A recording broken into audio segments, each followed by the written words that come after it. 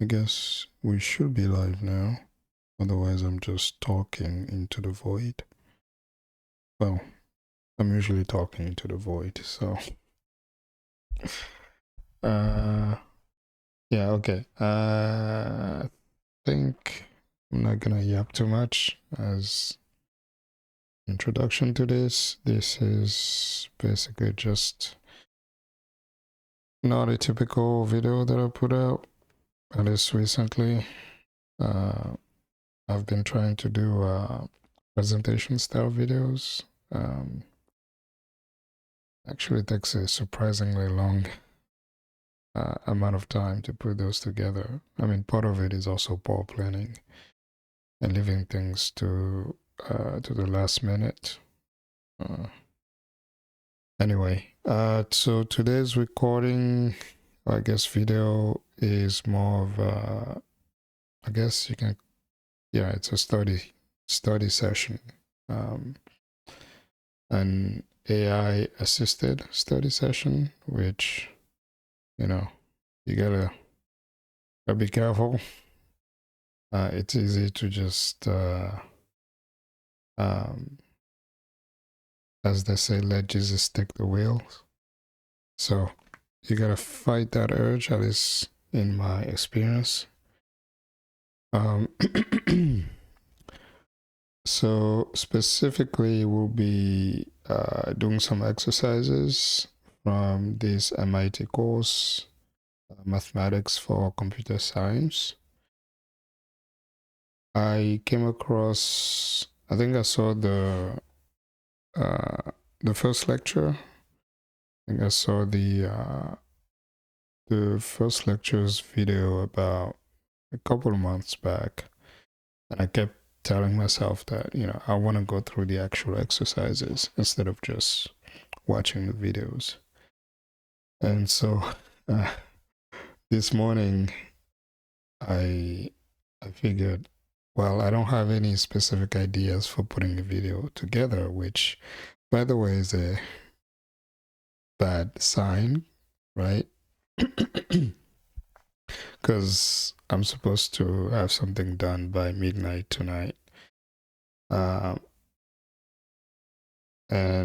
the fact that I didn't have anything planned obviously was terrible. But then I thought, what if I just did some sort of at first I thought I would do a live stream, but then I was like, I don't know.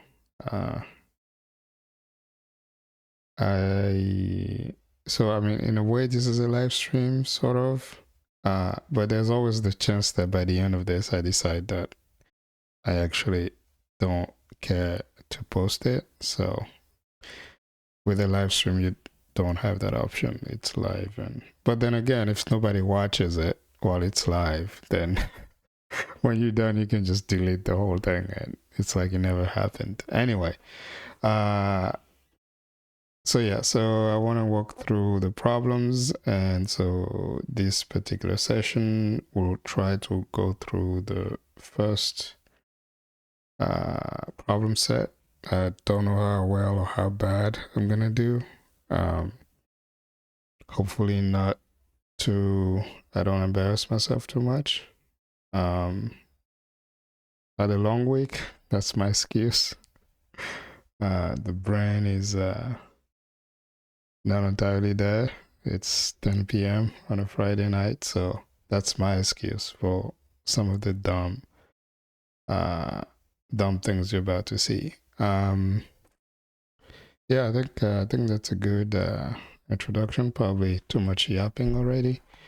So let's just get to it. So initially I want to prompt Claude to essentially have some context. I downloaded all the course's artifacts, and I moved it into one of my workspaces.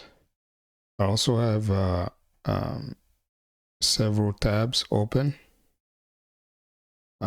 So I have one for the lecture, the first lecture. There are notes, so I have that open. I have the actual book that they are using as source material for the course, just in case. There's the actual video, right, which I can scan if it comes to that, but hopefully I don't have to do that. Excuse me. I think there was also something else. Readings. So on this page, they basically specify the sections that are associated with each lecture. So the idea is that with all these references, I should be able to go through the problems, cold, basically, without having to watch the whole lecture or reading all the sections, and or even reading the lecture notes. I think that's probably, I mean, depending on what subject or whatever, what it is that you're trying to learn, that can be quite challenging to just go in cold and try to solve problems. But in terms of actual learning, the experience of learning, it's painful. Well, assuming that you are dealing with material that's not, quote unquote, comfortable for you, in which case, either you are, you've reached a level of, I guess, mastery, and you're just that good, and there's nowhere else for you to go, or you're practicing or learning the wrong thing, which means you need to push yourself further. So starting with practice or exercises tends to be painful, but it's most likely the best way for you to learn the material. So we are going to try to go through the problems, and we'll see what happens. So I'm basically telling Claude that I'm planning on solving problem set 1. What else? What did I want to say?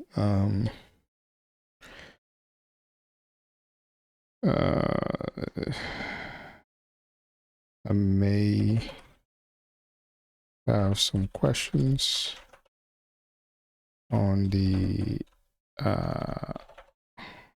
problems, and I would like you to provide some insights, not answers. Let's create a directory in repos. I don't know, what should I call it? Well, just this. In there, just have problem set 1.md.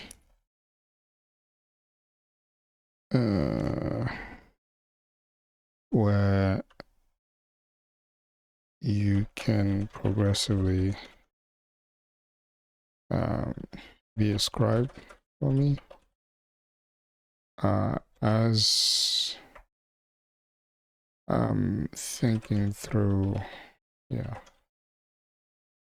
problems. I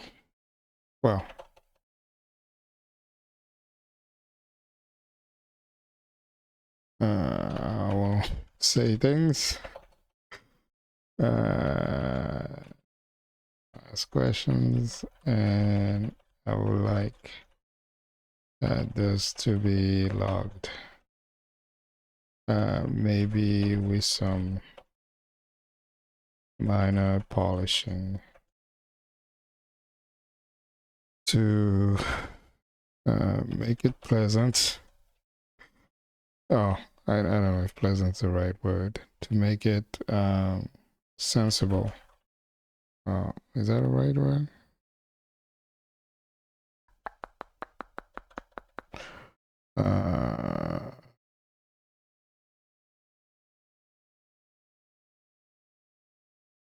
for reference later. All right, let's see what CRUD does. So right now it's just literally supposed to just create a directory and then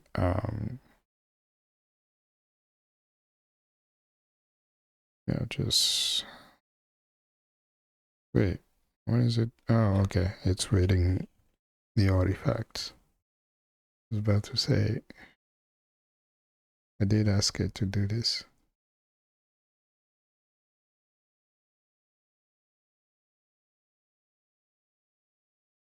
Come on, come on, come on. Well, I guess I don't have to. Okay, what does it say? Wait, did it actually when I wrote the problems? Da, da, da, problem 1. Okay. I mean, oh, let's pause. And we are back. All right, I had to deal with some the situation. All right. See, this is what's nice about deciding not to live stream this, because I can pause and come back because I had to deal with something. All right. Okay, so we're back. Problem set 1. Claude tells me that the topics are from lecture 1 and 2. That's actually helpful to know that, I think. Okay, 10 points, blah, blah, blah. Ready to scribe. All right. Wait, did I already? I thought, yeah. No, that's not it. That's not it. Wait, I thought I had it open already. Okay, well, here we are. Solution must be similar to grid scope. Okay, blah, blah, blah. Collaboration statement. Oh, well. Okay, carefully read the collaboration policies. Your host. Okay. Oh. It's gonna be one of the. I don't care for this. Can we?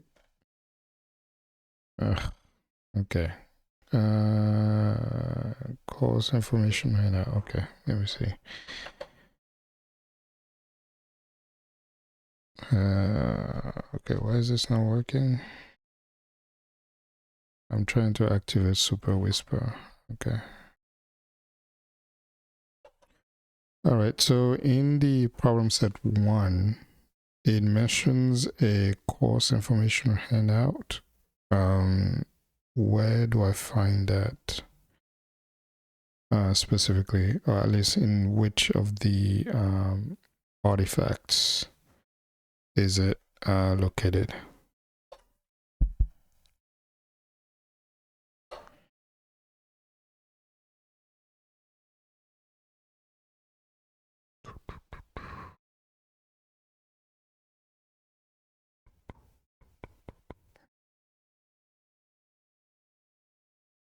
I hope it's not something that's really long. Okay, I don't see it. Okay. On canvas.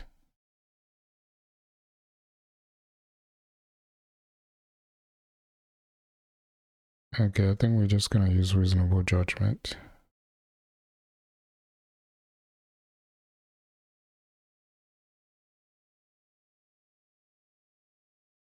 Let's try it. Let's see if we can at least answer some things based on reasonable judgment. So yeah, okay. So the course information handout. Then consider the scenarios described below, and discuss whether and why each one does or does not violate the course homework policies. The issue is ambiguous. Explain how you will resolve it. Simply answering "I'll check with the TA" for each answer is not sufficient. Okay. All right. You host a PSET party. I'm guessing PSET means problem set. where 10 of you work together to solve the problems before separating to write up your own solutions. Wait. Sorry, what is the prompt again?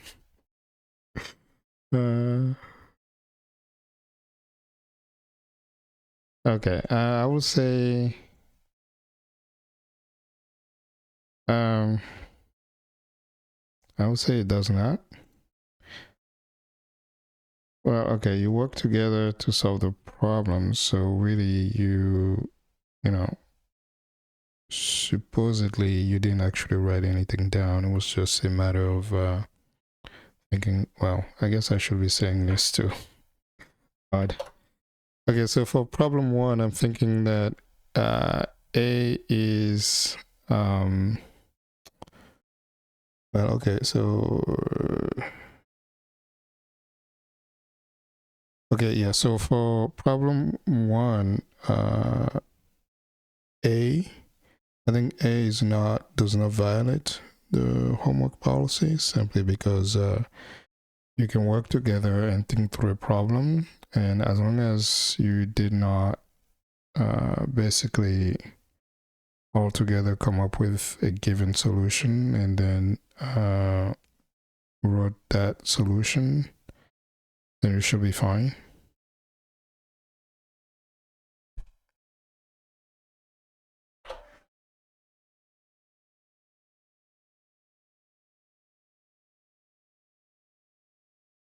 All right. Okay, B.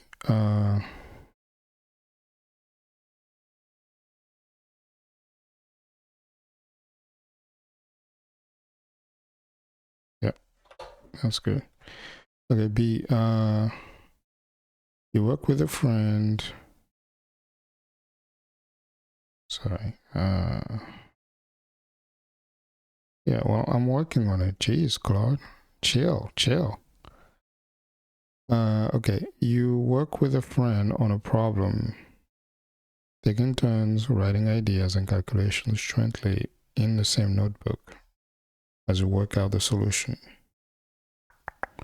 Taking turns writing idea and calculations jointly on the same as you work out the solution. Then photograph those notes so you can each have a copy of these. Okay. Eesh. This one is yeah. I'm trying to look at it from the perspective of being a teacher.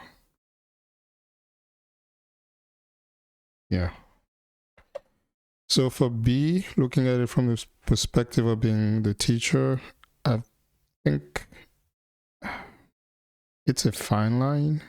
It's a very gray line, but ultimately I think I will land on this violates the policy because, and I think the thing that really pushes it over the edge is the photograph, taking photograph of those notes to then have a copy and then using that supposedly as the basis for your solutions.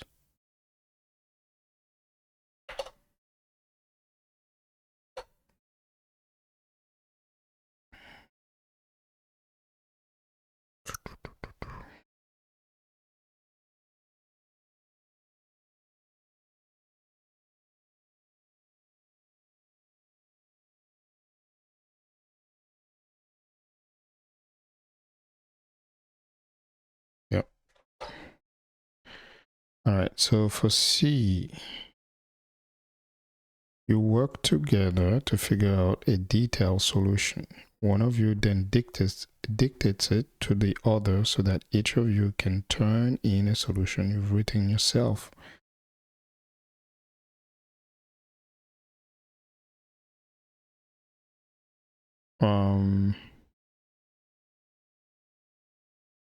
So work together is fine. You figure out a detailed solution. Okay. This is still somewhat okay, right? One of you then dictates it to the other so that each of you can turn in a solution you've written yourself. Yeah, no, this violates. This is like what's the word? When you comply, but it's like it's not in the spirit of the rule. Yeah, I think C is a violation. Yeah, I just don't see how we can let C slide. C is, in my book, a violation.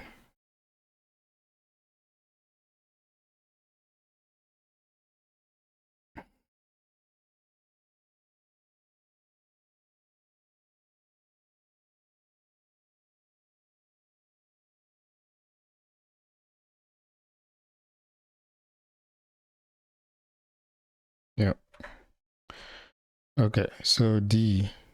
After you solve the problem, your friend who is still working on the problem asks you for feedback on a solution idea. Leveraging your knowledge of the right answer, you identify and point out a flaw in a proposed solution. I think that's fine. I think that's fine.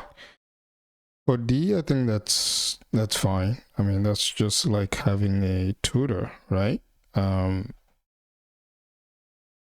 Yeah, I think that's like having a tutor who, so you get your your problems, you work on them, you get stuck. If your parents can afford it, you have a tutor. Or you go to your school library and they usually have tutors, I think. Maybe. I don't know how it works nowadays. Yeah, you ask for help. They probably know the answer. And they kind of explain to you why something is wrong with your proposed solution. And typically that can help you identify other paths that can lead to the solution.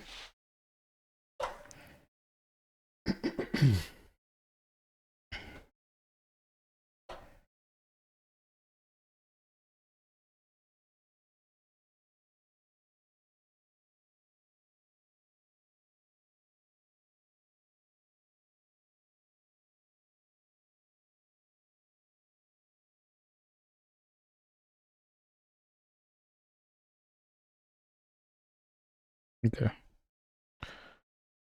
Let's see now. F. By the way, is this like big enough? Ooh, no. That's not what I meant to do. But I think, no, I don't like it. It's too wide. I meant to do it for this one. Okay. All right, let's see. I think we were on F. Yeah, okay. G. You remember seeing the homework problem in a problem set of a class you took previously. You look at your notes, see that you got a perfect grade, and copy your solution. Oh man. You're basically collaborating with yourself from the past. Gosh. This one is,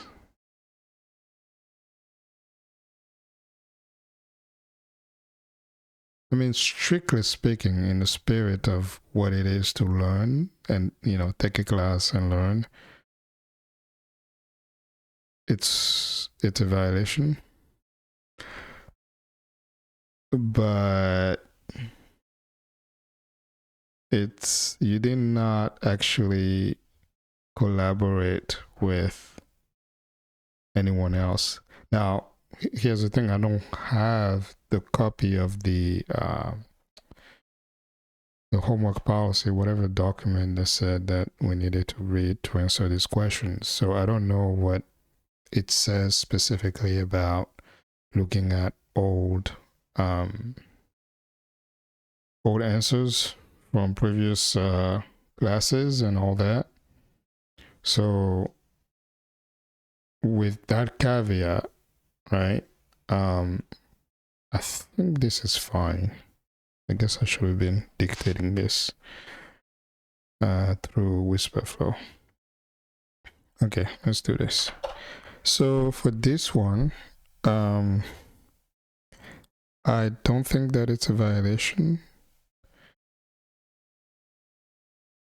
I mean, it doesn't really agree with the fundamental spirit of, taking the class and learning. But at the same time, again, and not having read the actual reference document that specifies the rules of engagement, just reading this purely as it is, and again, arguing from a reasonable mind perspective, I don't think that this strictly violates the rule, but it's against the I don't know if the word ethics is the right one here, but it's it's not great, essentially.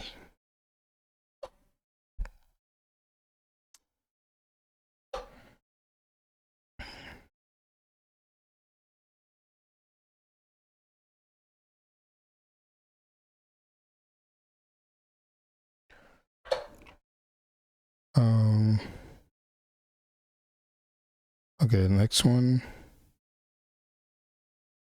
You know the answer to the problem because you read it in a book you are reading to complement the required textbook. So you write it down that way. Oof. Yeah. Well, okay. This one, okay. Maybe. Okay, H is a little tricky. Well, it's not really.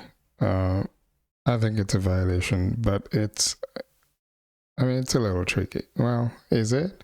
Because, yeah, I think the sticking point, the point that really puts it over the edge as almost definitely a violation is that it's the intent of not putting in any effort whatsoever and essentially just plagiarizing.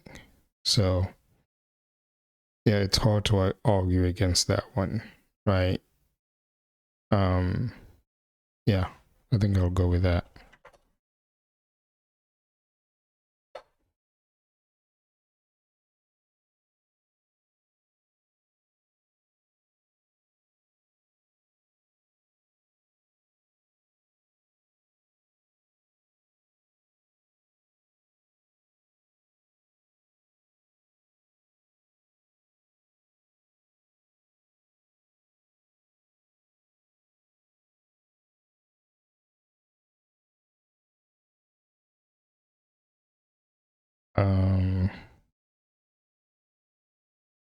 Okay, I guess something got messed up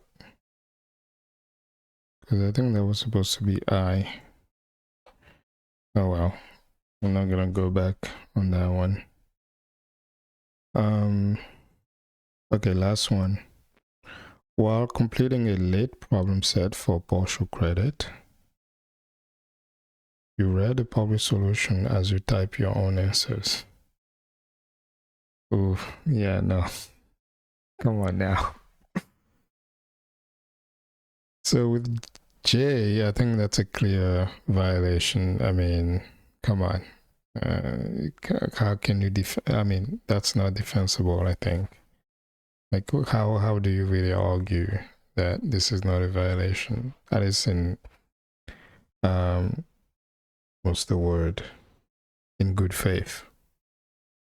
Yeah, I think it's a violation. Oh.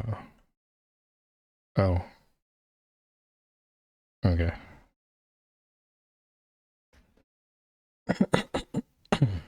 All right. Problem set 2.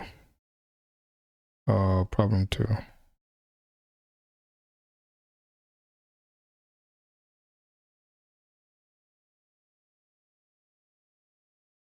Okay. Okay, use a truth table to verify that the propositional formula P and not Q.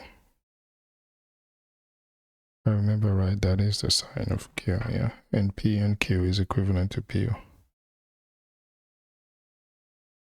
Yeah, okay, interchangeable. Not Q, Q, and not Q, okay. Alright, truth table, gosh. This is the lazy part of me. So P and Q, it's annoying. I guess I should have had some sort of but then this is I didn't think this through. So this is the part where you gotta be careful. Cause right now I wanna tell Claude to draw it for me, but then I feel like having it draw it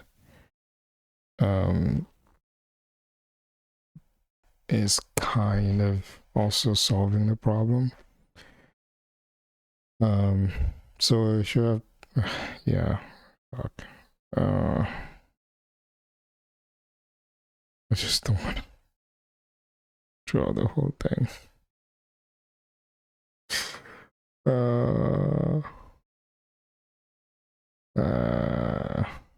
Great. How do I deal with this?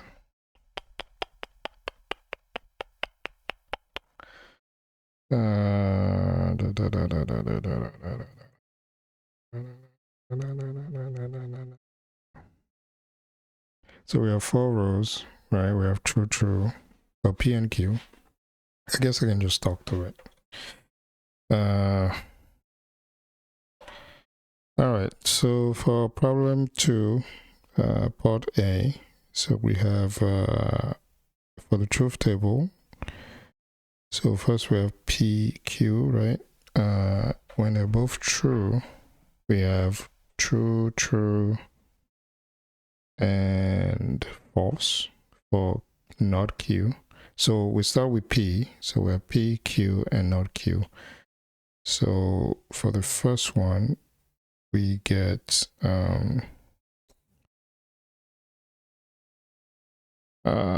true,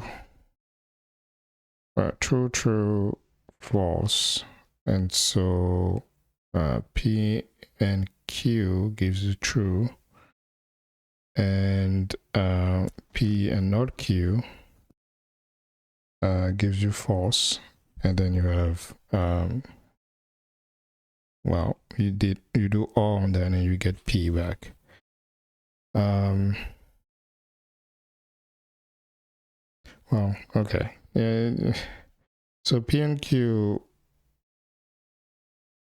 if P and Q are both false, I think we did the first one, right? We did true and true. If they're both false, then we get FF, FFT, right?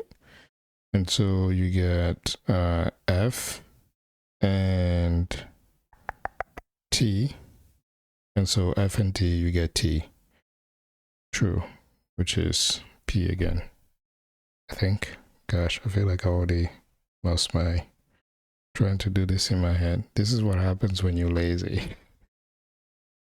Trying to do everything in your head, even though you are aging and your working memory is deteriorating. So for P and Q, if they are different, right, you end up with false. In the case when Q is true, P and not Q, yeah, I should probably just draw this. Okay, I did all that yapping. We could just have to do it anyway. Yeah, but then I guess maybe I should have some sort of overhead set up where I can show the stuff that I'm actually writing down.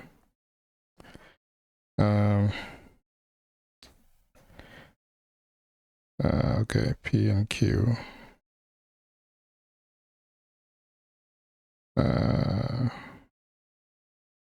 So T, Q naught is false, and so P and Q naught is false. And so when you OR those two, you get true, which is P. When P is false and Q is T, P and Q give you false. Not Q gives you false. P and not Q give you false, which is false, which maps to P again. I like how I'm still recording this on Whisperflow. I'm interested to see how Claude parses it. I guess it won't be Claude, it will be Whisperflow itself. But then I'm curious to see how Claude transcribes this. All right, next one. Then we have P is true, P is true, Q is false. So P and Q is false. Not Q is true. P and not Q in this case will be false. Wait, what? P and not Q, sorry, will be true, which you do true and false, you get true again, which matches with P. And last one, they're both false. P and Q give you false. Not Q gives you T, which is true. And P and not Q give you false. And you end up with false again, which, so we show that for this particular logic formula, you can reduce it to P. Yeah, okay. I guess I should have just done it on paper to start with, instead of just yapping about it for a good minute beforehand.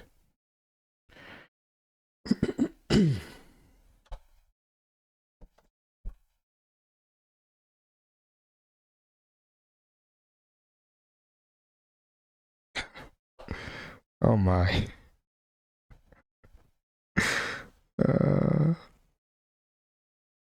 This is fun, actually. Just dictating math or code.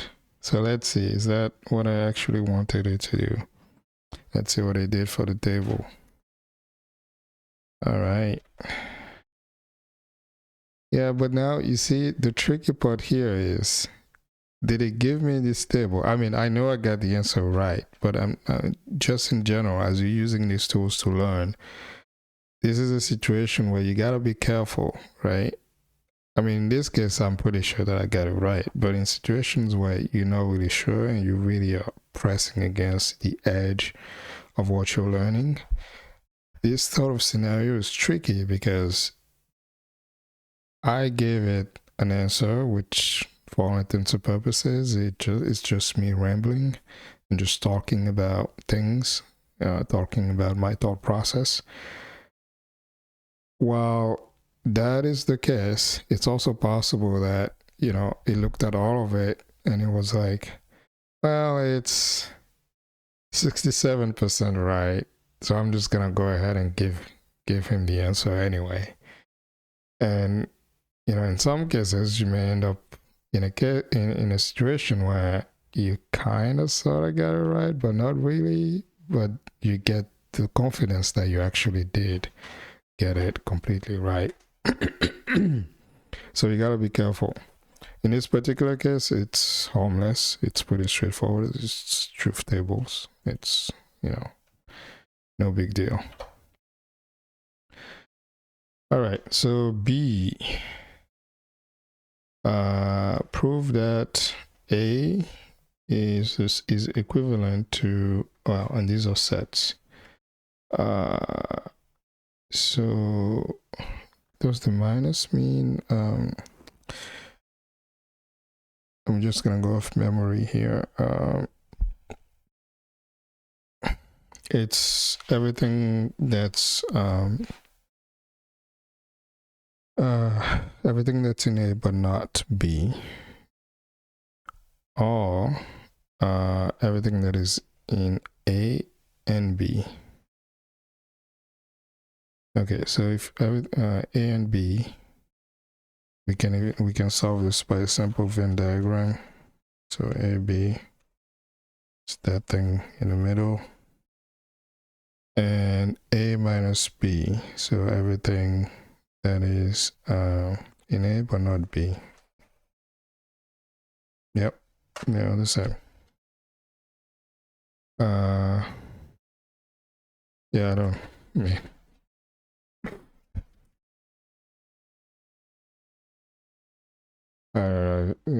Yeah, I need to invest in a setup where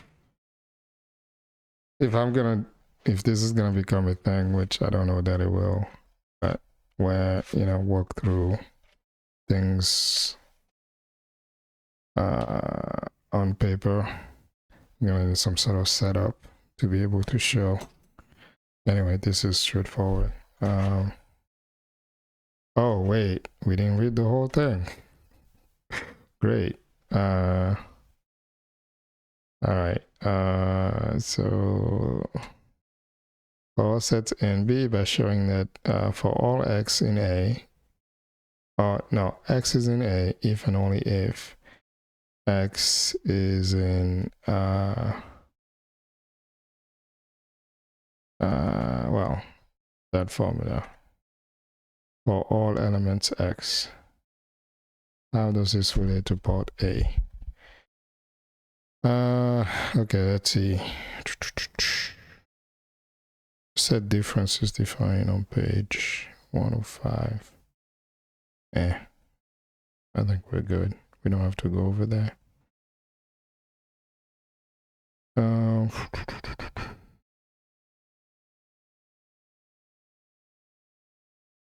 Let me see if, okay, x is in A if and only if x is also in there. Well, we've established that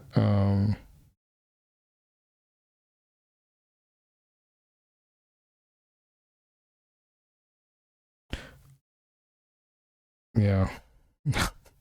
I mean, clearly we've shown that by drawing the actual diagram, we've shown that the formula does yield A.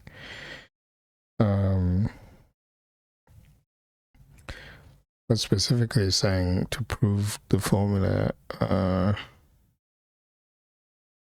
that x is in A if and only if x is in that formula.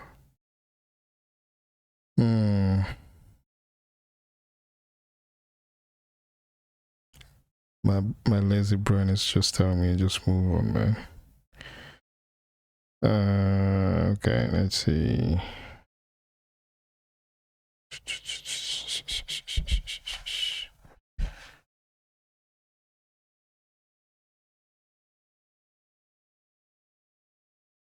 I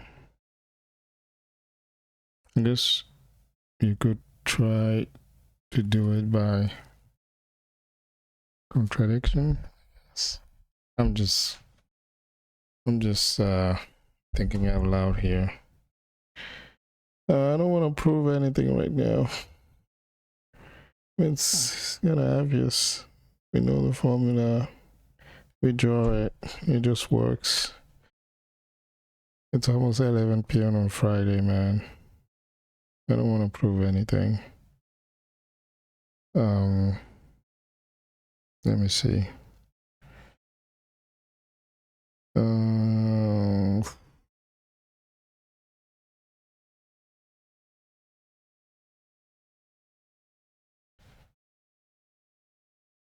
Okay, I'm gonna think about it for another 2 minutes and decide whether or not I just want to go to 3. Oh shit, 3 looks long as fuck. Oh, well, there's only 3 and 4. Okay. Um,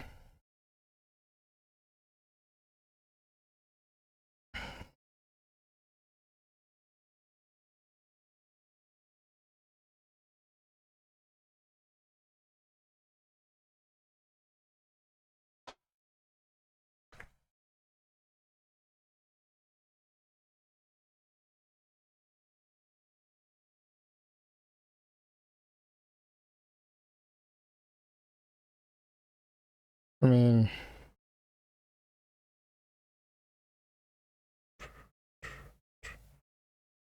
wouldn't it be a matter of just kind of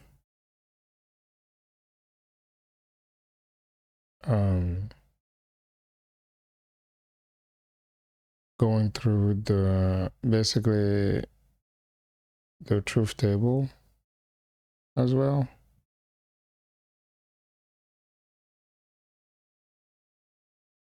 I mean, basically A was a warm-up.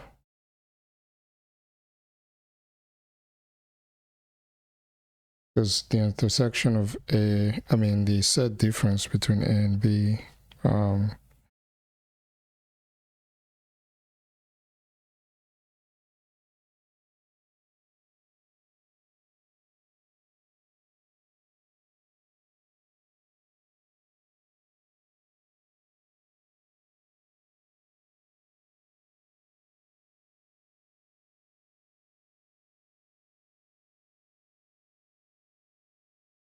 yeah, I'm gonna do the lazy thing.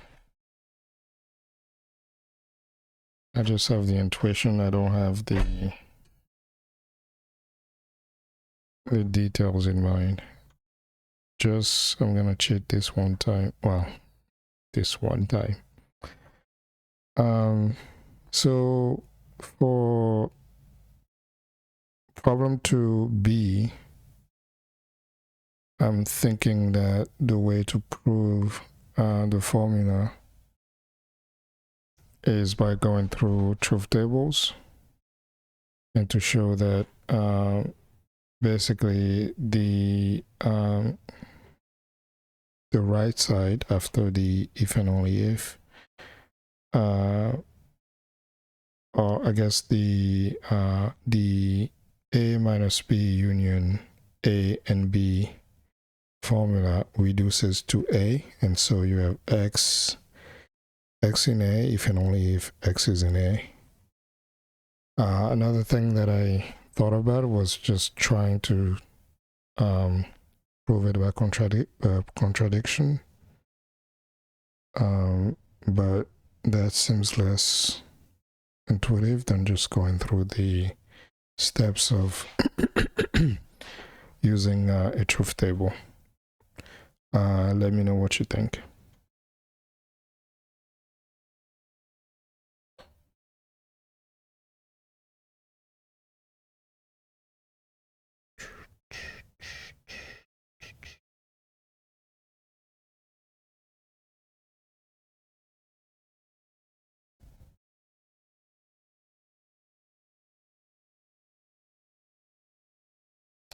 Okay, think about it this way. Let P x is in A and Q x is in B. What does A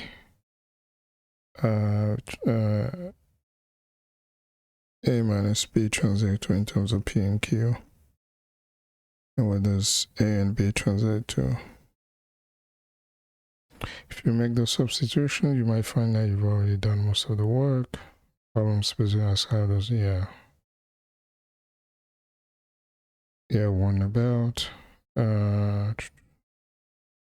Okay.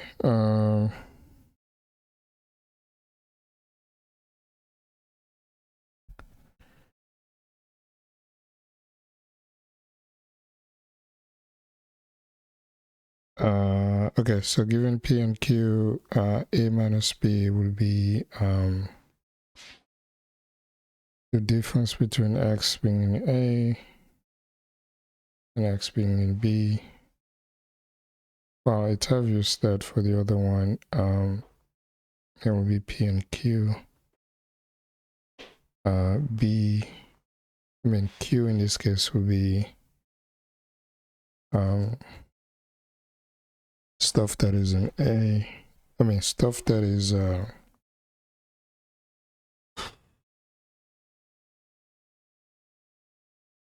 yeah, I guess I mean, I get it, but I'm struggling to fully articulate it. And I guess that's the whole point of this, is to actually try to articulate and formalize or formulate ideas. Yeah, but anyway, going through the truth table should solve this.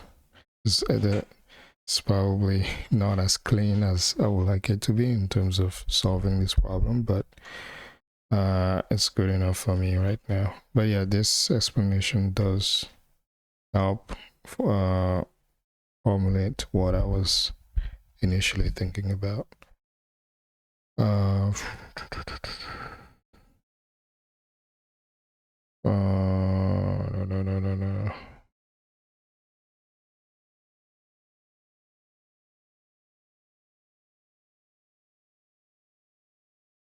Oh, now I'm wondering if I'm gonna survive problem 3.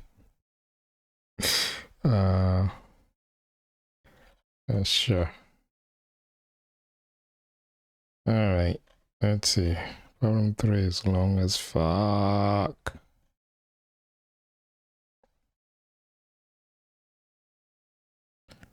Okay, let's see. Oh no, I don't have time for this. The whole point of the notes is to look at it later, if I look at it later. Okay, so for parts A to D below, translate the given statement into predicate logic while preserving the meaning as closely as possible. The addition to Boolean logic symbols like and, or, not, and implies and quantifiers. You may build predicates using arithmetic equalities and constants. For this problem, you should use and natural numbers. As your domain of discourse, all variables will be assumed to be to belong to n.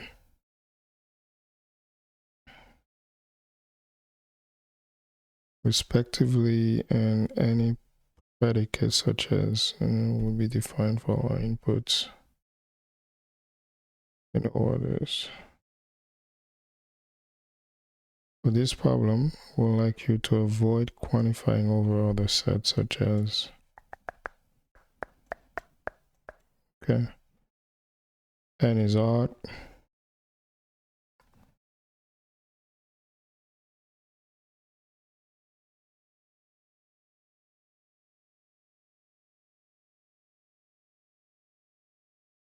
okay, so there's just a number m such that 2m plus 1 is equal to n.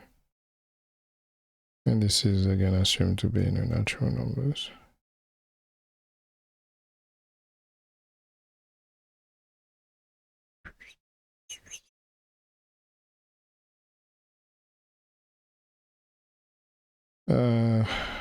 There's just an a such that n is equal to 2a.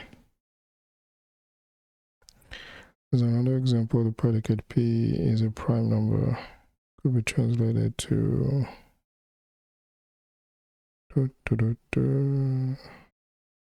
is greater than 1 and not. So if it is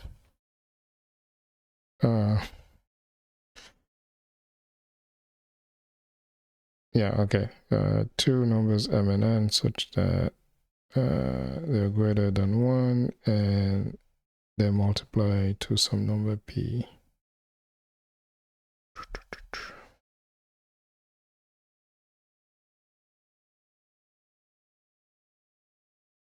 Okay, 2, the predicate 6-ish, okay. The predicate 6-ish defined as n is a natural number whose first digit is 6. You may wish to use exponents. Okay. Because first digit is 6.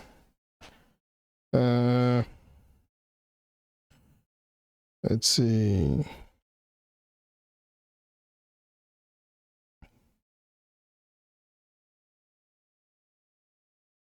So just 6 times yeah,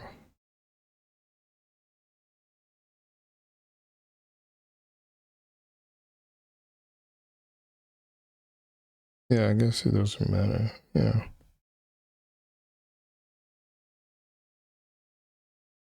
So you want two things such that I guess it would be 6 times 10 to the power 10 to the power k plus, I don't know, another number j. Oh, well, no, that's risky.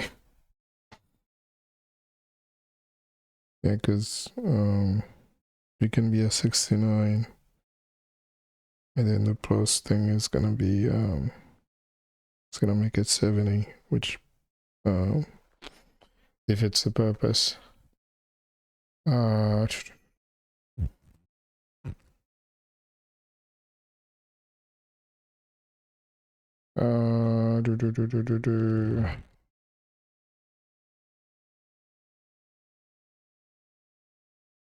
mean, does it feel like I just kind of gave away the answer by saying this? Because I mean, in terms of examples, I mean, you really just have 6, the numbers between 60 and 69, and then after that, 600 up to 699, and so on.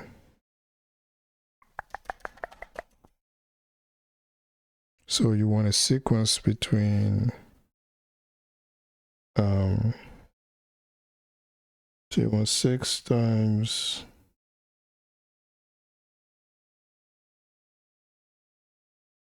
10 to the power k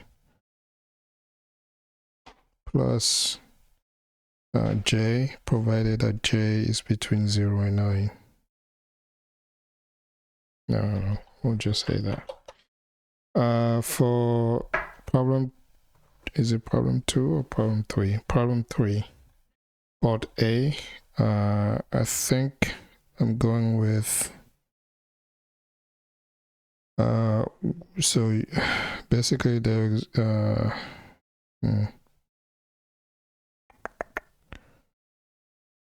6, so okay, I'm trying to formulate this as best as I can, but basically 6 times 10k plus j, where j is a natural number between 0 and 9, and k is any natural number.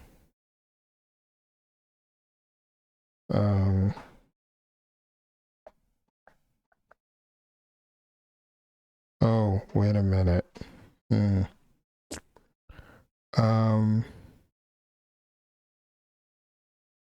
That's not good enough.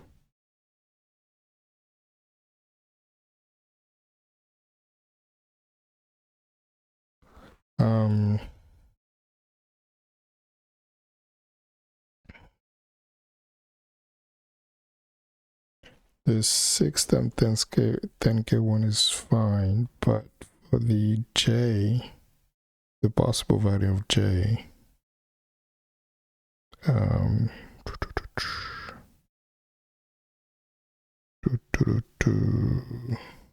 me see.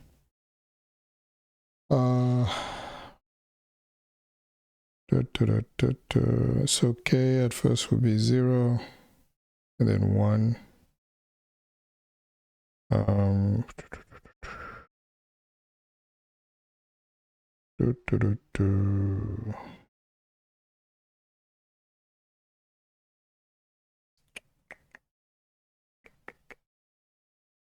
Gosh, how do you formulate this? The fact that for when k is equal to 1, it's 0 to 9. When k is equal to 2, it's from like it's a much bigger range, right? Because you can go from 601 all the way, 602 all the way to 699. Basically, the range that grew by a factor of 10K as well.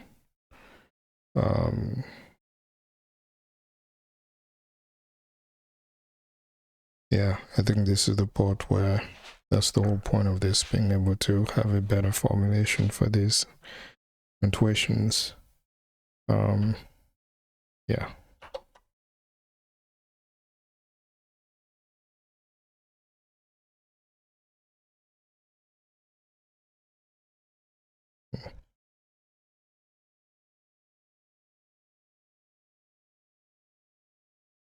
What's going on?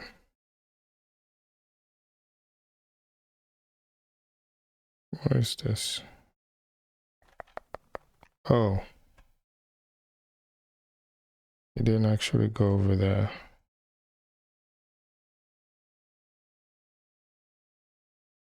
Oh. that. Oh my gosh. That's funny. Okay. Yeah, what's the proper way to formulate that? Yeah.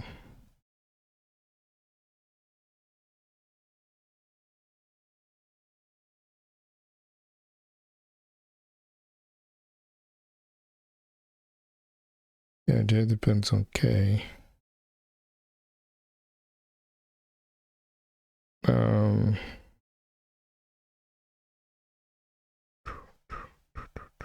Oh, where J is between 0 and 10 to the power K minus 1. Yeah, okay.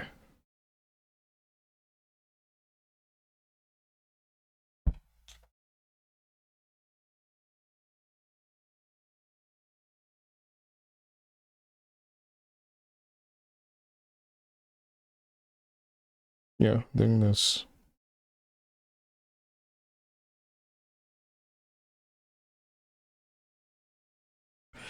Yeah, okay. So J is, we can express J as, well, we can say that J exists in a range between 0 all the way to 10, 10 to the power K minus 1. The minus 1 is not the exponent, to be specific. It's 10K and then minus 1.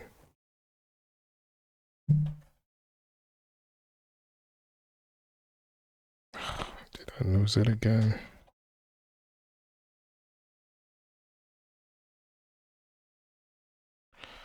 Okay, I need to remember to... So for the for J, the way to express it with respect to K is to say that K is, J is in the range between 0 and 10 to the power K minus 1. Minus 1 is specifically not on the exponent.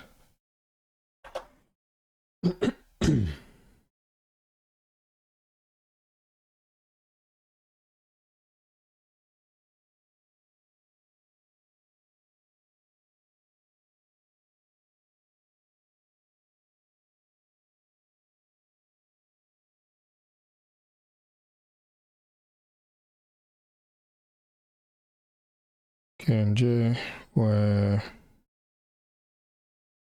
Wait, what did you write? Oh, okay. J is less than 10K. And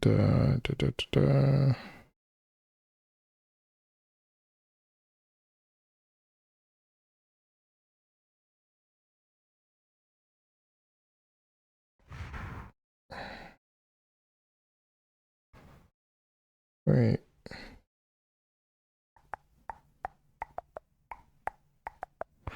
Oh, yeah, okay. All right. Yep. Okay. was the fact that it didn't include my specific -1 thing here. Okay. What do you think? Let's see if...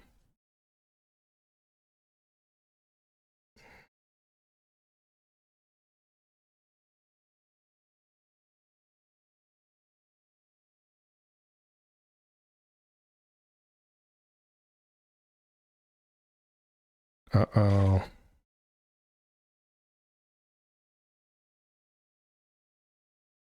Oh, okay. For a second there, I thought it was telling me that I got it wrong.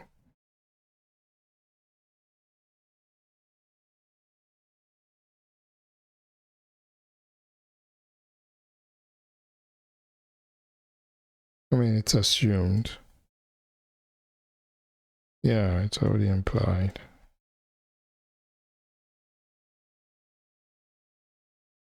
All right. Next one.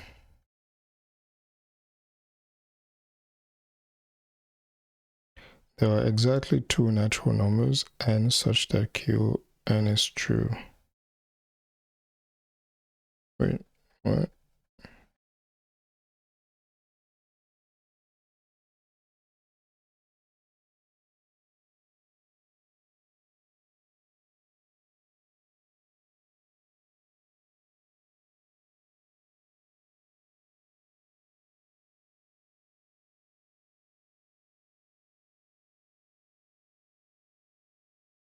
Wait, I feel like I need more information.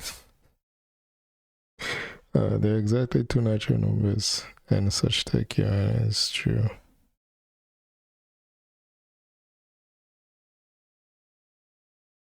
What am I supposed to do with that statement? Going to predicate logic. Okay. There are exactly 2. Okay.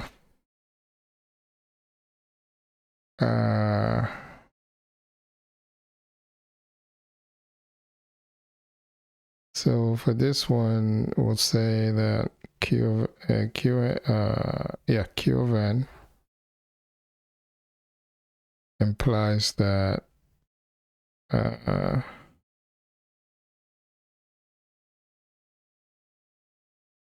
gosh, how do we put this?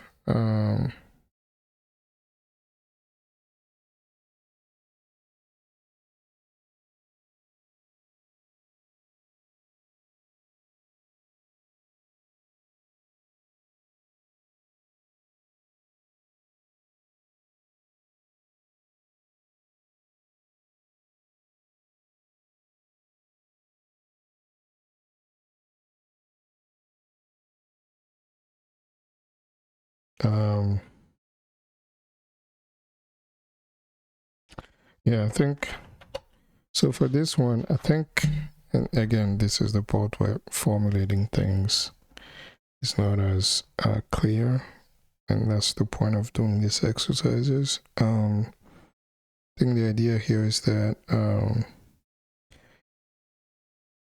Q of n is true if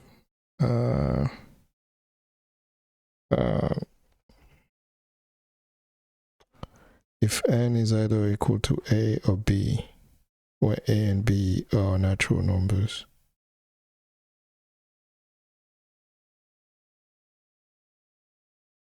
Yeah, like there exist 2 natural numbers a and b such that if n is equal to a or n is equal to b, then Q of n is true.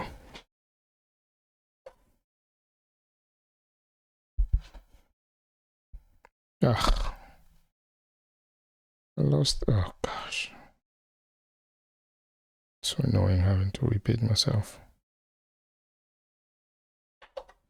All right, so for 3b, I'm thinking that what we want is to what we want to say is that there exist 2 two natural numbers a and b such that, well, I guess there exists an a and b such that if n is equal to a and or n is equal to b, then q of n is true.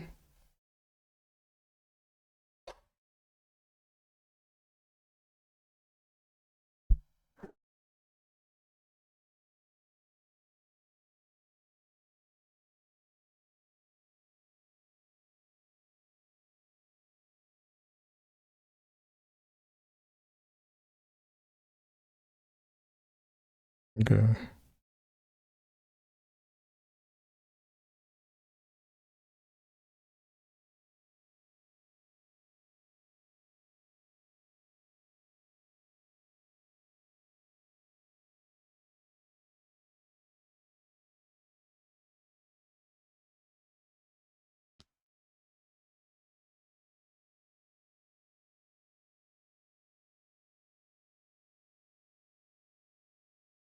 Must do anything satisfying q must be one of these two.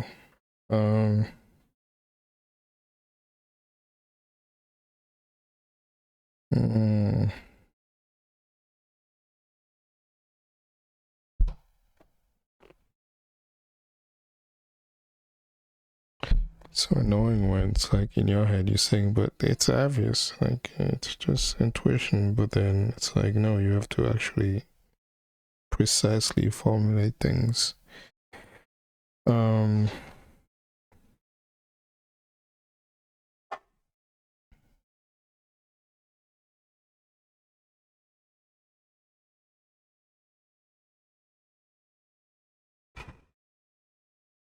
There are exactly two natural numbers n such that q and n is true.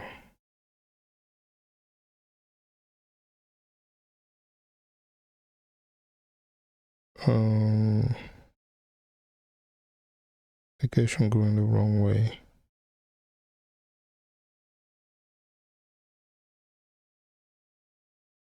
Don't you say if n equals then q is n.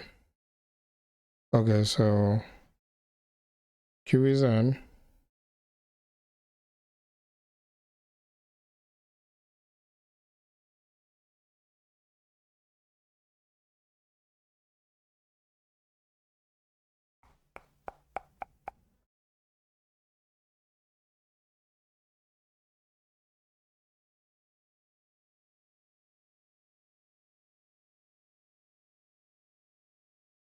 Yeah, I'm struggling to really find the words to formulate this properly.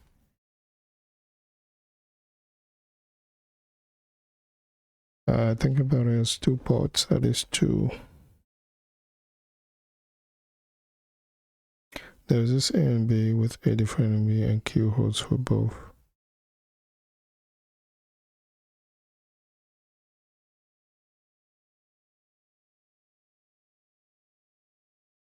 Okay.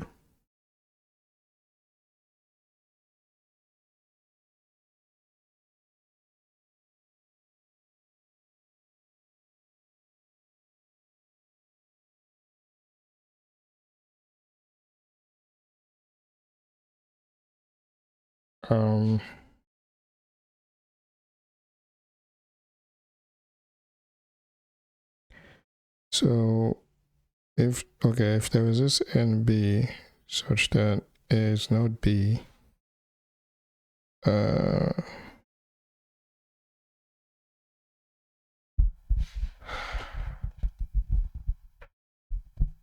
then q of a is true and q of b is true.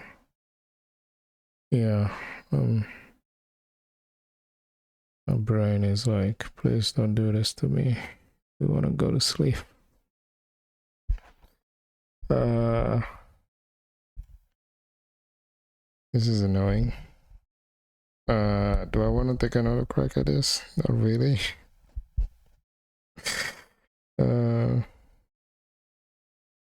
Exactly 2 means nothing else satisfies q. How do you rule out a third?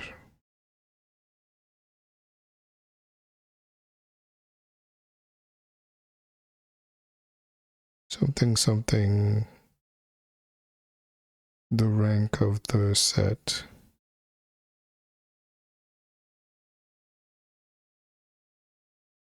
Set of statements for which Q is true.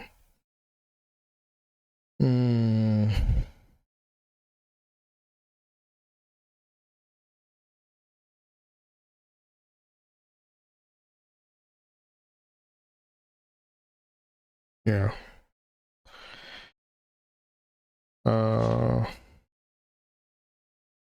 Let's spell it out.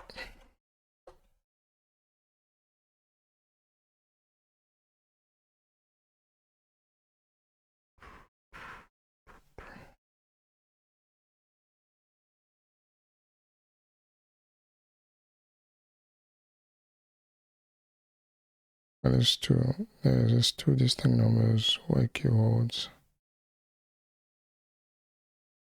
Is different than B, a distinct Q and A.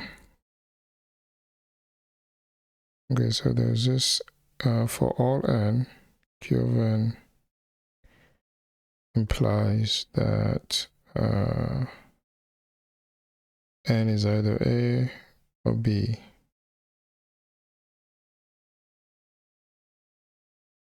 Okay, for all n, Q of n implies that n is either A or B.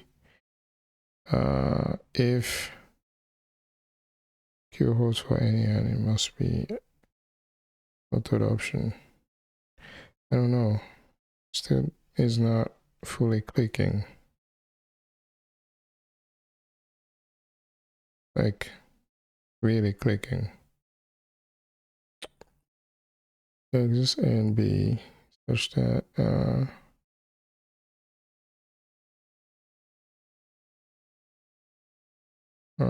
A is not B, and QA is true, and QB is true.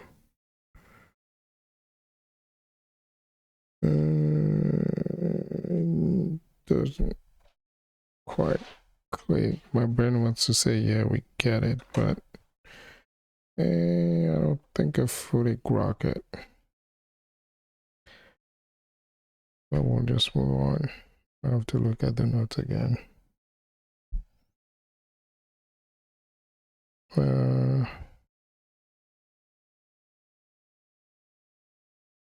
What time is it?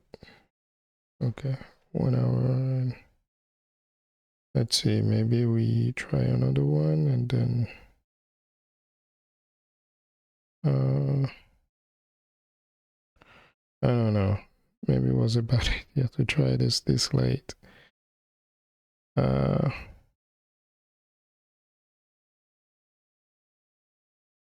Because now I'm feeling less confident that I have the stamina to get through the last 3.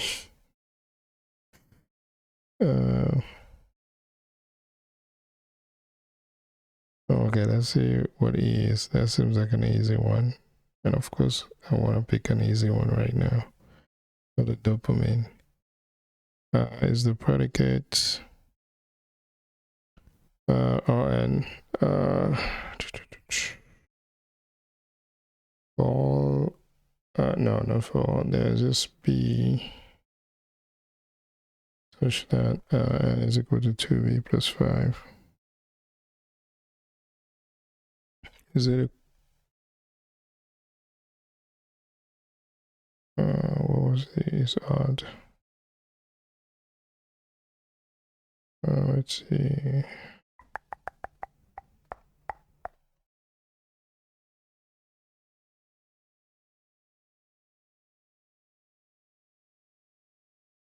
N plus 1. Is it equivalent? Yes. Because you can reduce 2b plus, I think. Yeah, you can reduce 2b plus 5 to 2b plus 2 plus, no, plus 4 plus 1. And then the 4 is, you can, well, 4 is just, can be simplified to 2b or 2m. And so you end up with 2b plus 1.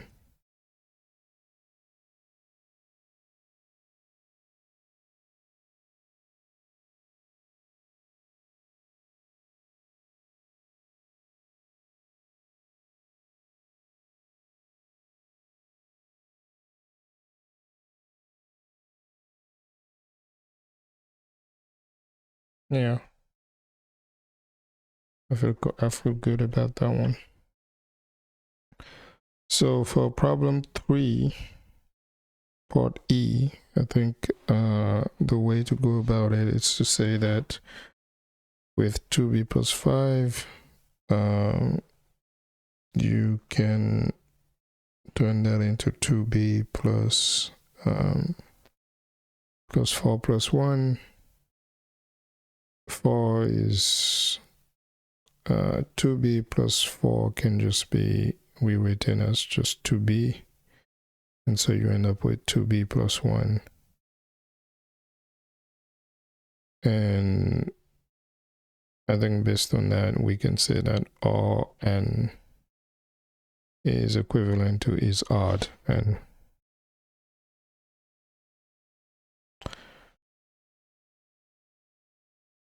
maybe. Come on.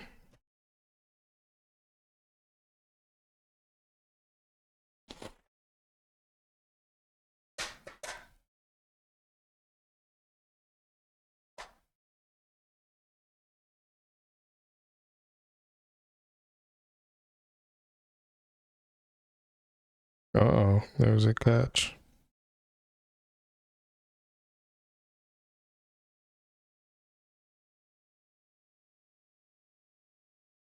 Oh, it doesn't specify. Wait, isn't it assumed?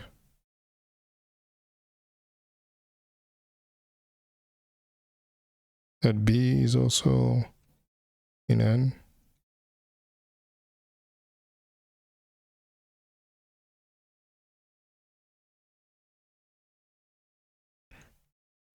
Think about what values N can actually take in each predicate.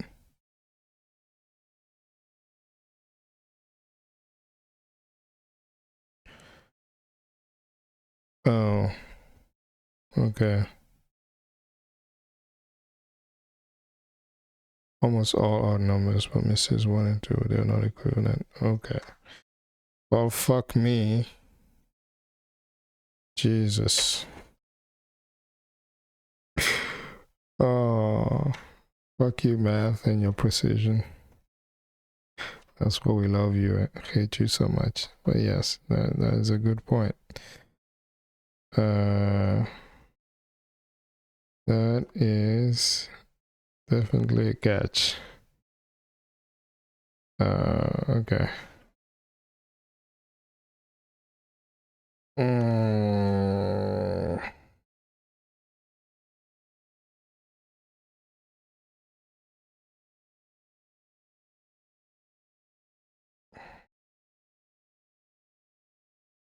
Now I'm sitting wondering here, how did I miss that?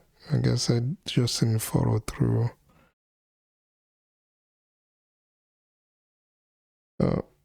Maybe just a simple plug in the formula to get a few examples would have helped. Yeah. Okay. Let's do, I don't know,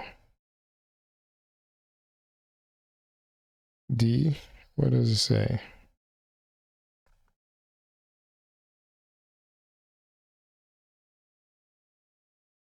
Oh, I guess I still, well, so it's not equivalent. But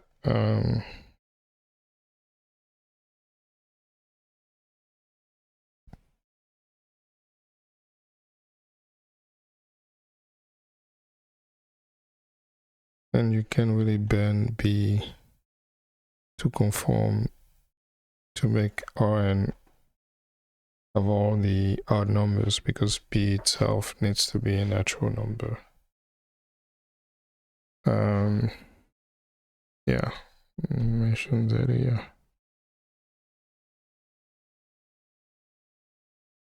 I'll make note of this one before moving on to the next.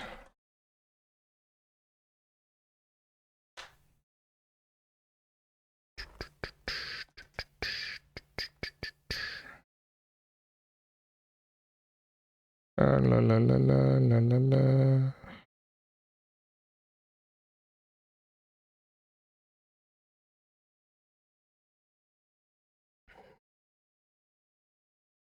Okay, that's good to know.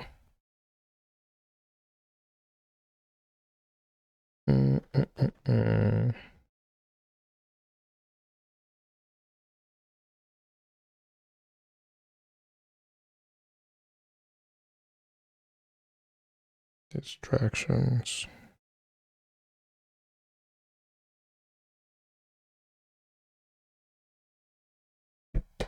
Okay.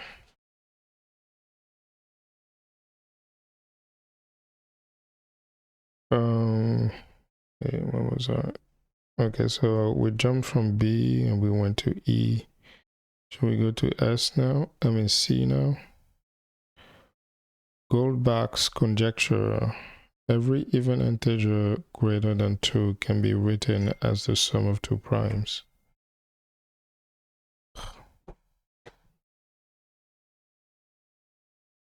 Can be written as the sum of two primes. Okay, we don't know whether this is true or not, but that doesn't stop us from translating and discussing it. Recall that for this problem, you shouldn't use quantifier shorthand like for n greater than 2, bn. So we use the more basic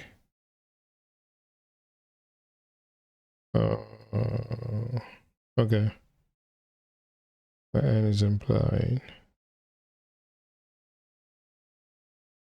If n is even and greater than 2, then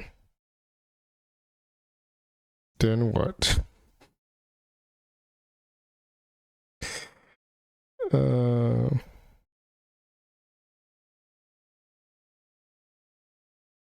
Well, then it's either, well, off the top of my head, it's either even or odd.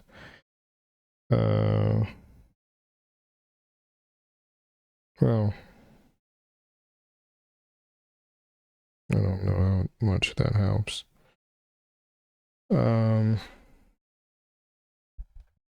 Well, if it's even and greater than 2,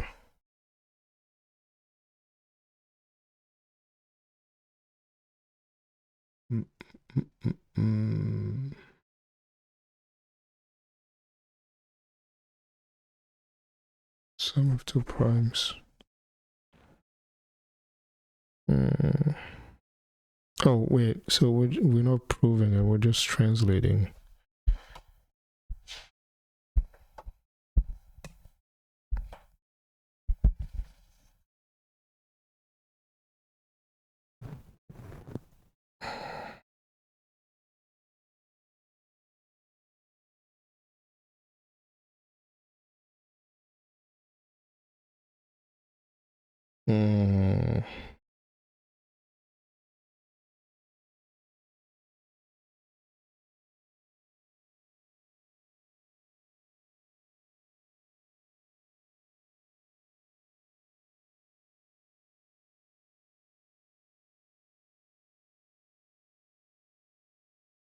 Every even integer greater than 2 can be written as a sum of two primes.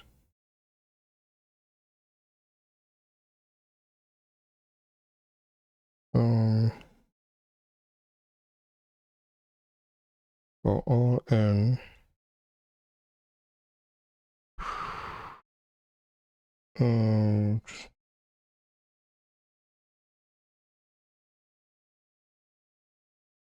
gonna see what I can do with the hint. N is even greater than 2.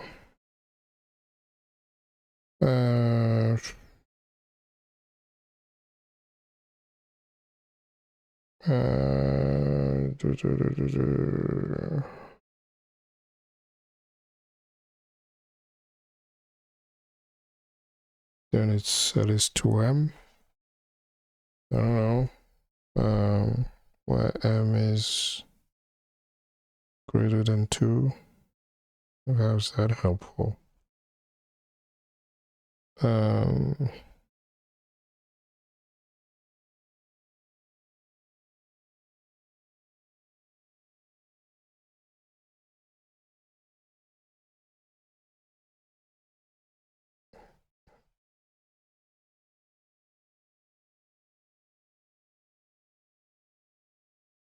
I'm shooting blank on this one.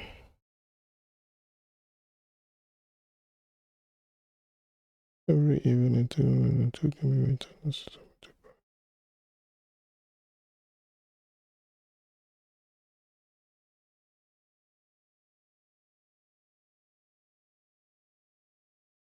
Wait, what was the...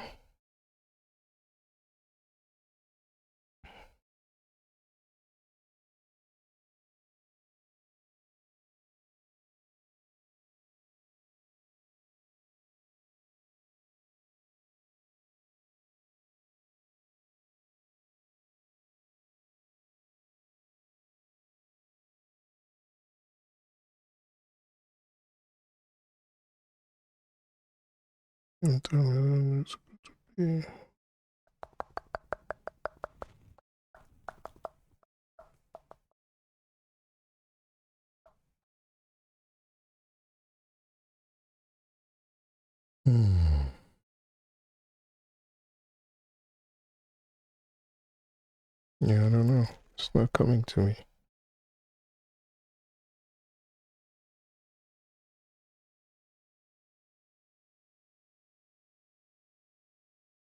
N is even and greater than 2.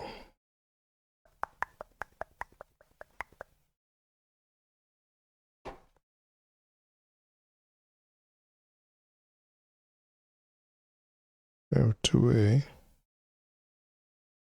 where a is at least greater than 1.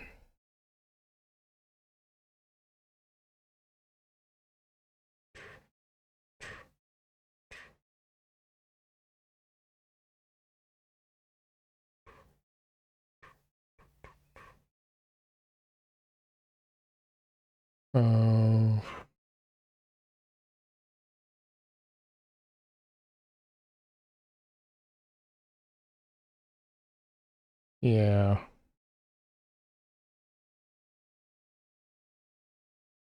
It's just not coming to me.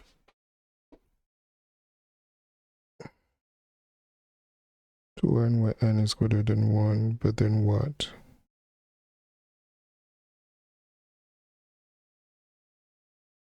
What can we say about n?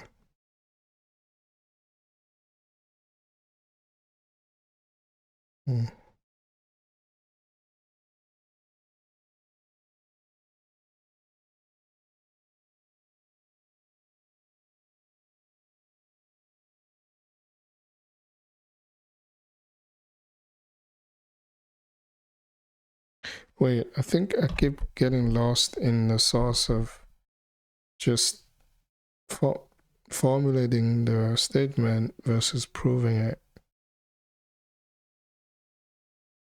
I think that might be what the problem is.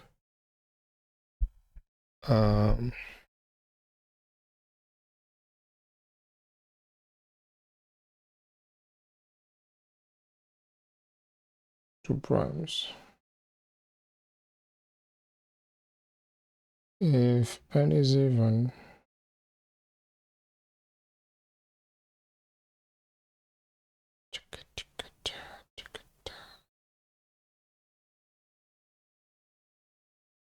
so okay.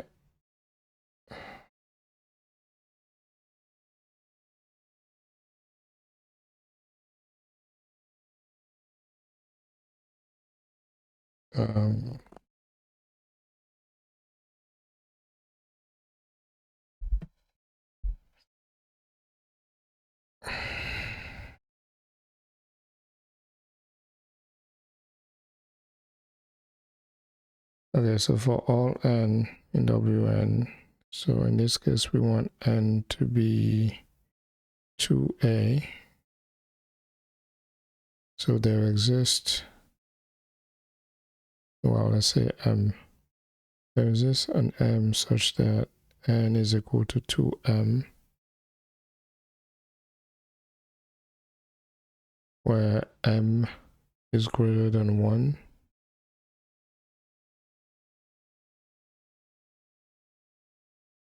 And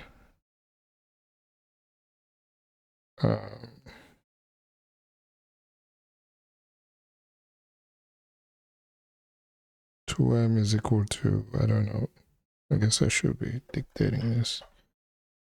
I'm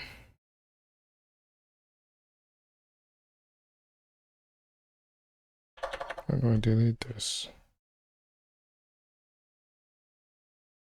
All right, so for problem 3, part C, thinking that what we want to say is that for all n, well, there's more to it than that, but let's just start with that. For all n,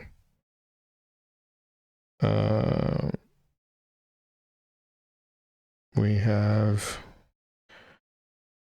n that is equal to 2m, where m is greater than 1, and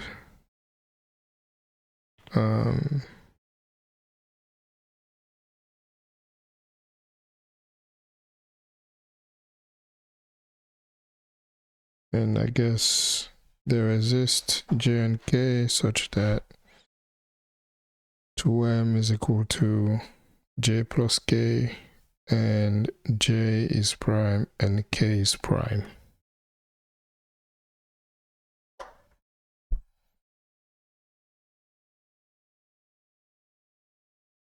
Wait, what? Thank you. I didn't say thank you. What are you talking about?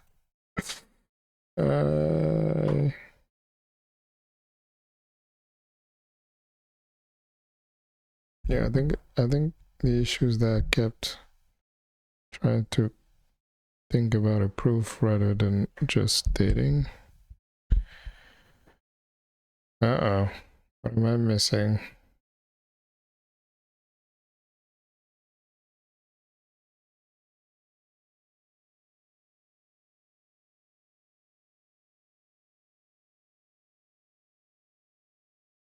For and its value.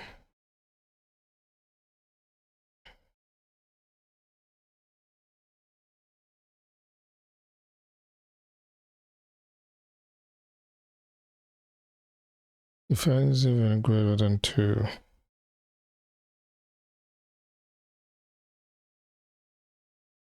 Okay, if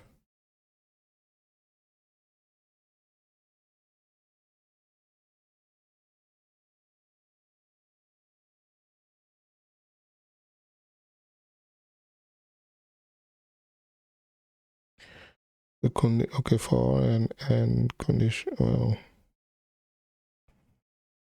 conditional then,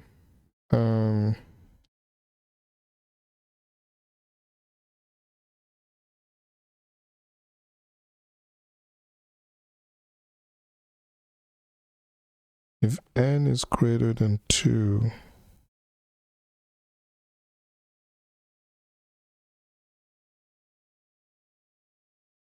oh, if n is even, then it's, wait, didn't I mention that m is greater than 1?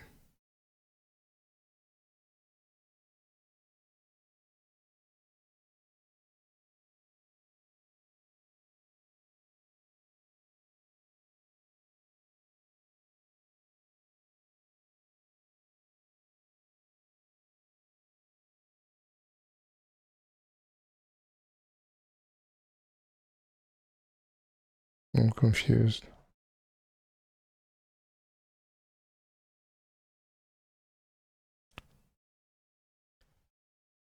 N is even, n is greater than 1, greater than 2.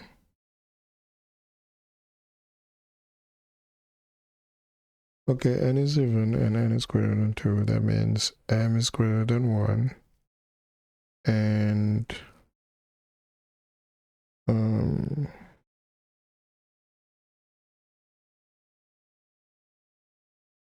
well, conclusion about n.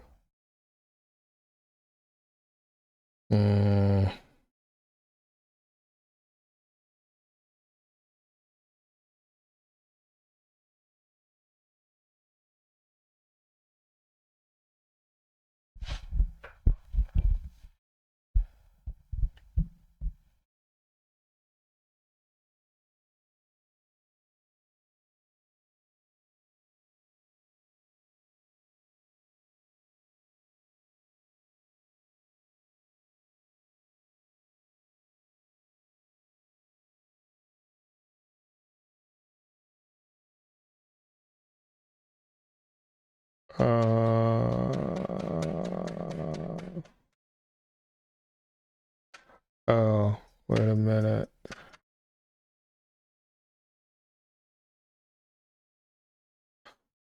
I think I got it.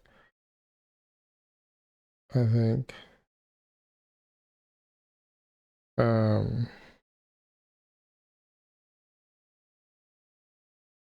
if n is even and n is greater than 1, then you can say that n is equal to 2 plus some number m, where m is greater than 1.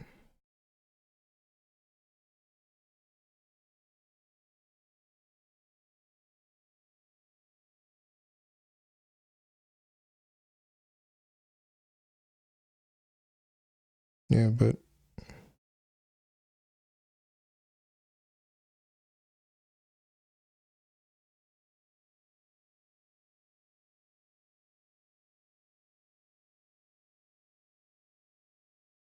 no, I thought I had it.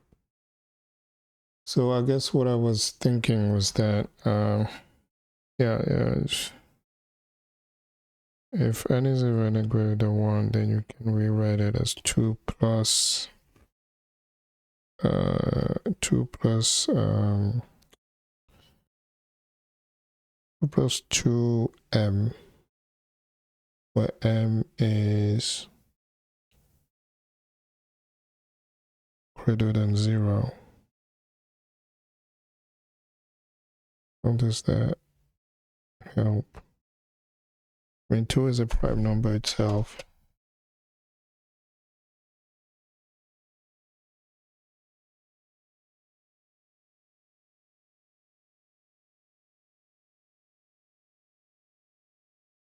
No, it's not coming to me.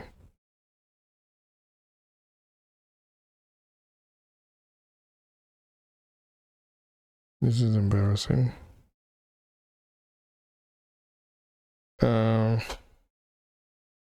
Like 10 years ago, if I could go back in time, 10 years me would be like, what is wrong with you?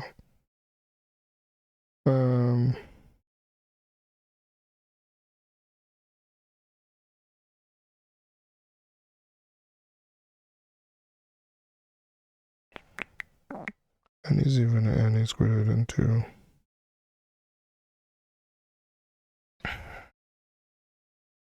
If n is equal to 2a, and a must be greater than 1, but then what?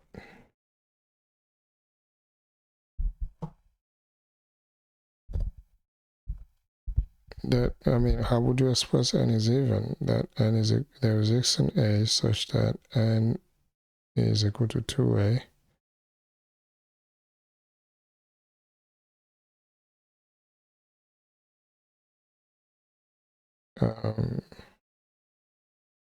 And 2a is greater than 2, which means a is greater than 1.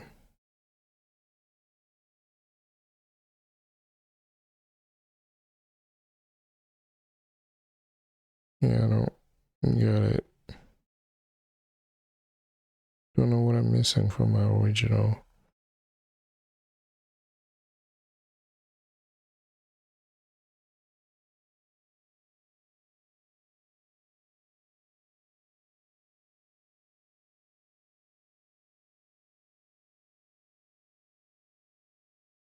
No, I mean for all n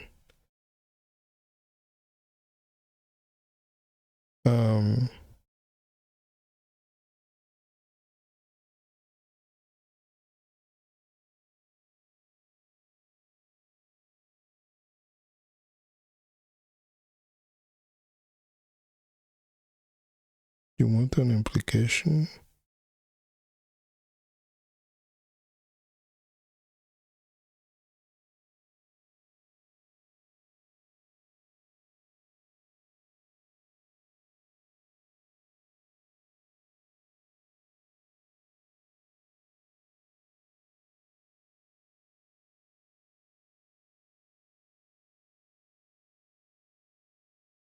Oh, wait.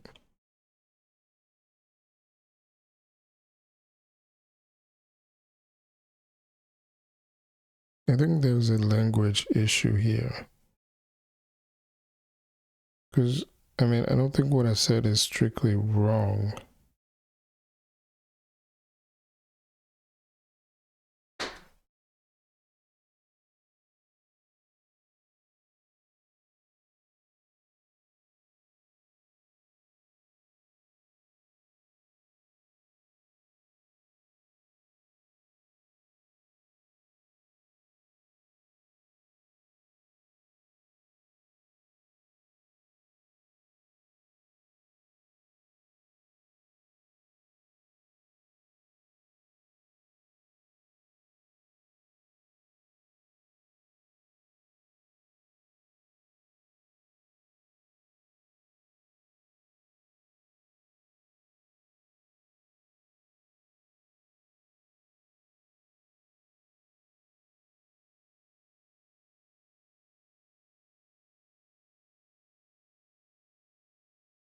Every natural number,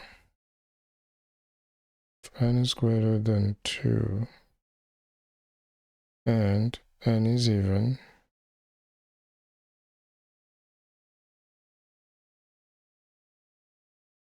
then P and Q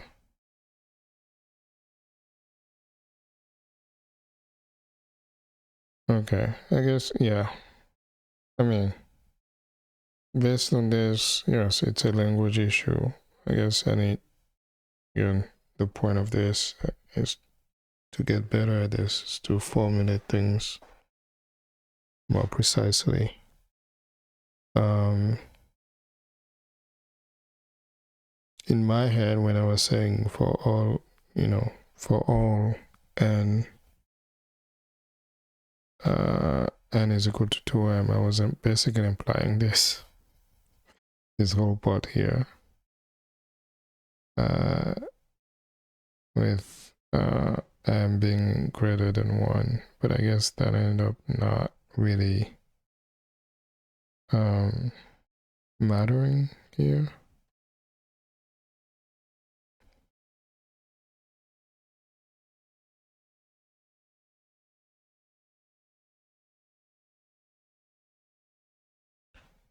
Yeah, okay. All right. And I think we have the last one, D. I really don't know if I want to go through this. The key pattern you have when you have every x with property P has property Q, it becomes intuition was right. Writing them together. All right. Well, hopefully by the time we finish all these problems, we'll have a better intuition for putting these logical statements together. Let me see.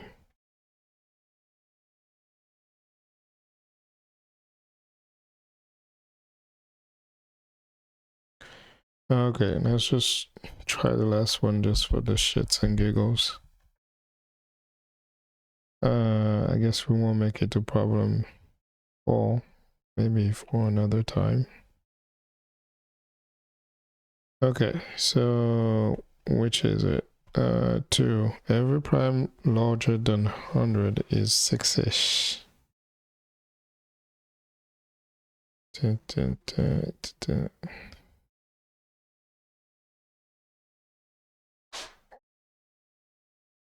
won't cover the meaning behind the statement. Which was we need to be able to communicate statements precisely. Yeah, that's the struggle. Regardless of the true value. You may refer to 6-ish by name even if you didn't solve part A.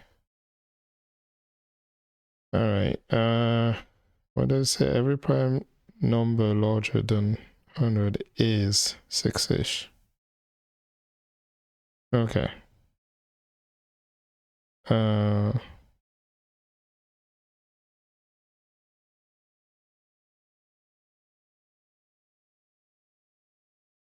For all, okay. Let me think about this. For all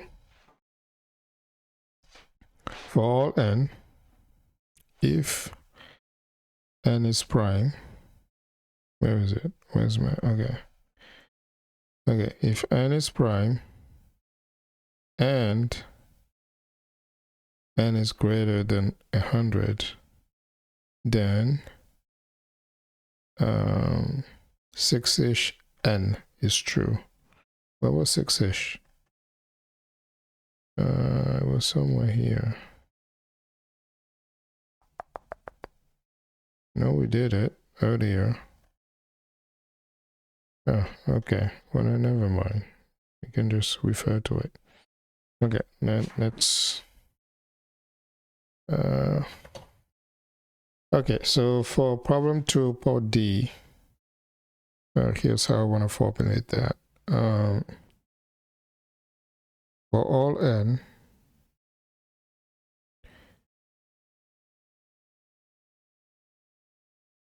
if n is prime and n greater than 100, then 6-ish n is true, which, I mean, we don't really write down the is true. I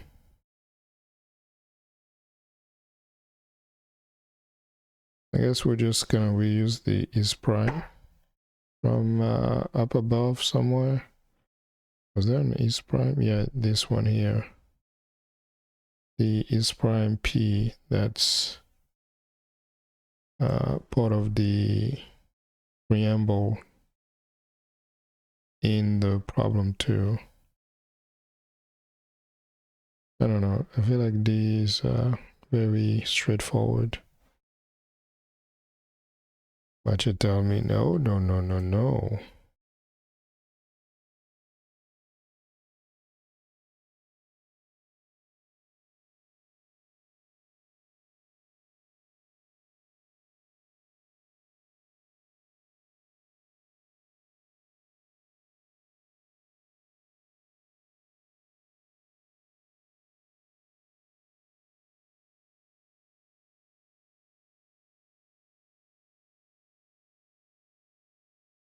Okay. Hey, what time is it? Oh, we're coming up on 2 hours. Okay, yeah, I don't think we'll touch problem number 4, which seems to be the more juicy one. There's 20 points and A is 10 points. I think that's the highest rank. Well, I think that's the heaviest question. And I'm not gonna pretend that I'm in the right space and time to touch it at this very moment. All right, so this was an experiment. It did not go as great as I expected. Was less prepared, I guess, in terms of formulation of of the problems. But yeah, actually, I think this is just good mental exercise to do. I mean, I guess I could have been scrolling on Twitter right now and losing my mind about how Claude is, you know, how I can vibe code a SaaS product using Claude. Instead, I'm putting myself through this embarrassment. So there's something to that, I hope, in a grand scheme of things. Anyway, so I think well, just in general, just wanting to slow down the brain rot just in general, and doing some self-study. So I think I'm thinking, I don't know if this will come to fruition, but I'm thinking that I want to do a lot more study sessions where I pick a particular, not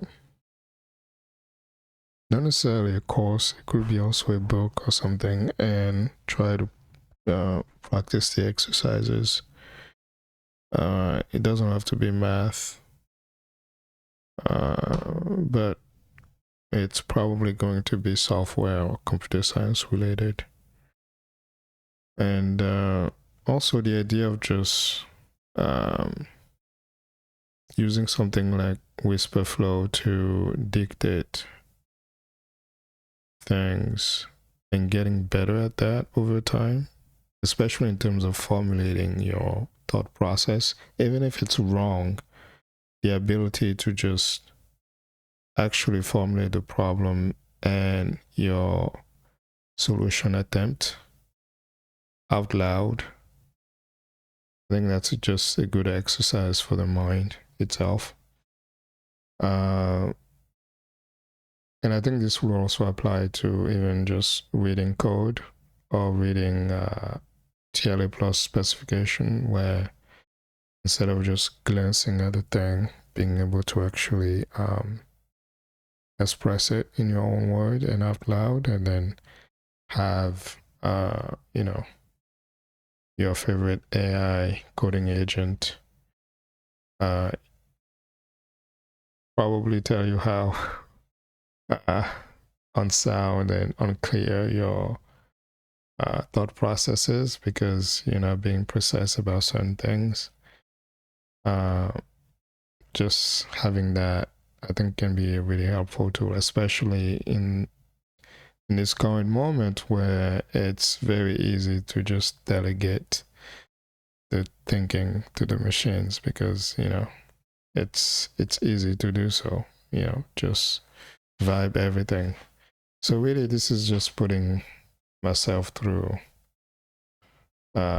unnecessary mental or cognitive pain, but hopefully in the long run, the key is to keep practicing and doing this, so that over time, instead of me spending 2 hours doing this, that I'm able to zip through all these problems in 1 hour, for example. I have no doubt that with practice, just actually solving problems and talking through it, with practice, I probably could have approached this and do what I did in half the time. So that's the goal, to keep improving and improve your thinking, again, in an age where it's so easy to just kind of vibe and not really think much about things. Yeah, okay. I think this was enlightening. Shows how far I mean, gives you an idea of where you are. And this is better, even if it's very humbling. This is better than just sitting through and watching, you know, the class. Like, okay, I'm sure that if I had watched the course, which is about 1 hour and 20 minutes, and then also sit down and I told myself, oh, no, I need to read the material first before doing the exercises, you know, and then read all through all this, then watch the material, then read the notes, and then tell myself, okay, now I'm ready to do the exercises. I mean, I could have done that, but overall, I feel like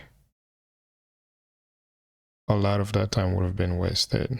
Because now, having done this, I know, like, I can feel the friction. It's uncomfortable. And so now I have notes that I, you know, put together myself with the help of Claude. I can, like, I have that that pain, like, I felt it, it's there, and now it's a motivation for me to actually go through specific things in the material so that I can look back at those problems and, you know, do better.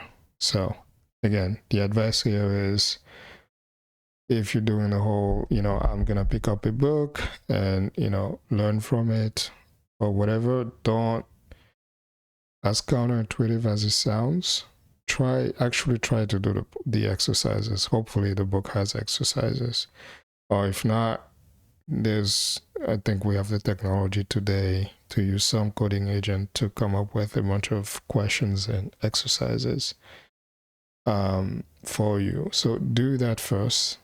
Feel the pain. It's very humbling.